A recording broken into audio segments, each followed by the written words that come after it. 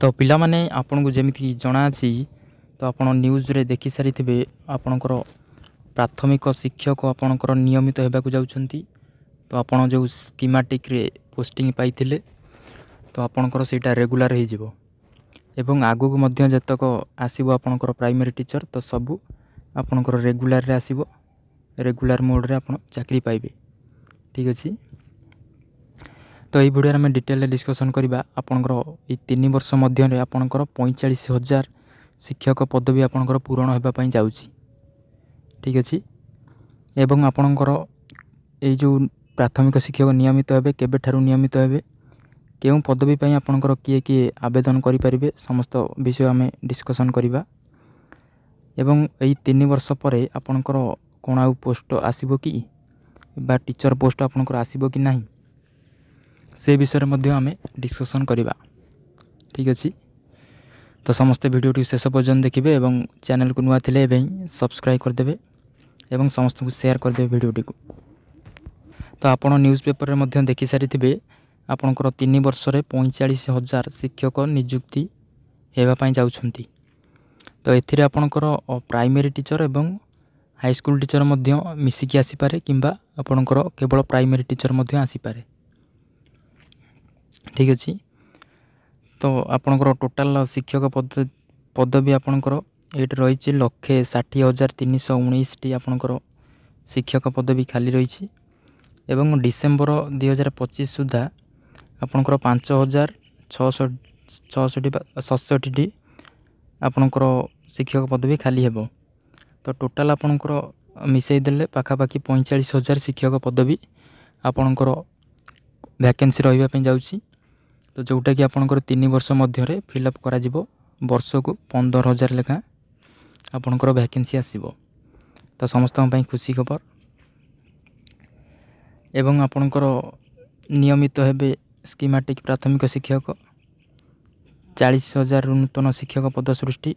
तो ये विषय आपणकर न्यूज रे पब्लिश हेइतला।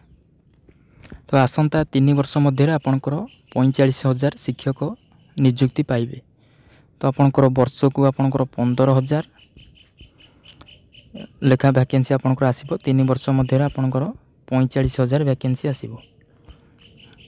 तो जोटा कि आपणकर जूनियर टीचर आसीपारे एवं आपणकर हाई स्कूल टीचर मध्य आसीपारे मिसिकी आसीपारे किंबा केवल जूनियर टीचर आसीपारे। जूनियर टीचर तो आउ कुआ जीवनी रेगुलर हिसाब सारा आपणकर सेटा कुआ जीव असिस्टेंट टीचर। ठीक अच्छे।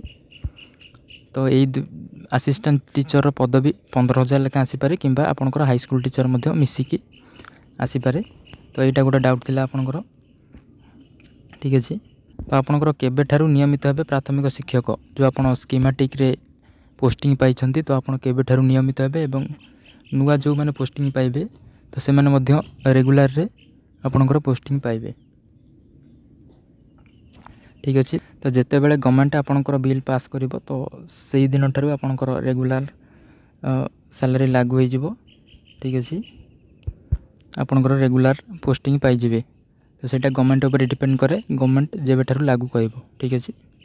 एवं आपणकर केउ पदवी पई किए आवेदन करिवे से विषय रे मध्य जानिबा। ठीक अच्छे। तो जो असिस्टेंट टीचर बा जूनियर टीचर आपणकर जोटा आसीबो तो सेटा आपणकर जदि आपण +2 सहित सीटी करछंती किंबा +3 सहित सीटी करछंती तो आपण ताको आवेदन करि परिबे। एवं जदि आपणकर बीएड मध्य करछंती बीएड मध्य जदि करछंती तो आपण ताको मध्य आवेदन करि परिबे असिस्टेंट टीचर को।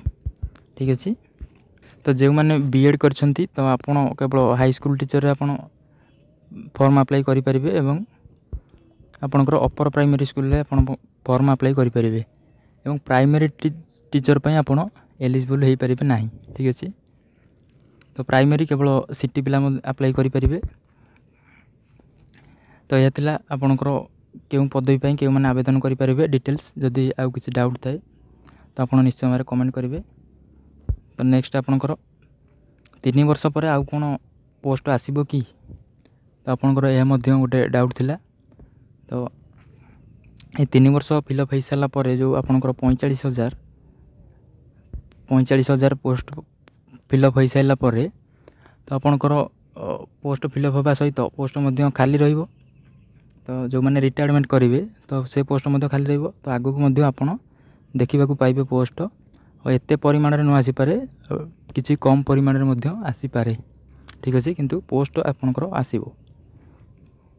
ଠିକ୍ ଅଛି, ଆପଣ ଓରିଟ୍ ହେବା କିଛି ଆବଶ୍ୟକ ନାହିଁ। ତ ଆପଣ ପ୍ରିପାରେସନ୍ରେ ଲାଗି ପଡ଼ନ୍ତୁ। 45,000 ଆପଣଙ୍କର ଭ୍ୟାକେନ୍ସି ଆସିବା ପାଇଁ ଯାଉଛି। ଠିକ୍ ଅଛି, ତ ଜୁନିୟର ଟିଚର୍ ବା ଆପଣଙ୍କର ଆସିଷ୍ଟାଣ୍ଟ ଟିଚର୍, ତ 3 ବର୍ଷ ମଧ୍ୟରେ ଆପଣଙ୍କର 45,000 ଭ୍ୟାକେନ୍ସି ଆସିବାକୁ ଯାଉଛି। ତ ଆପଣଙ୍କ ପାଇଁ ଖୁସି ଖବର। ସମସ୍ତଙ୍କୁ ସେୟାର କରି ଜଣାଇ ଦିଅନ୍ତୁ ଏବଂ ଭିଡ଼ିଓଟିକୁ ଗୋଟିଏ ଲାଇକ୍ କରିଦିଅନ୍ତୁ ଏବଂ ଚ୍ୟାନେଲକୁ ନୂଆ ଥିଲେ ଏବେ ସବସ୍କ୍ରାଇବ୍ କରିଦିଅନ୍ତୁ। ଠିକ୍ ଅଛି, ଧନ୍ୟବାଦ।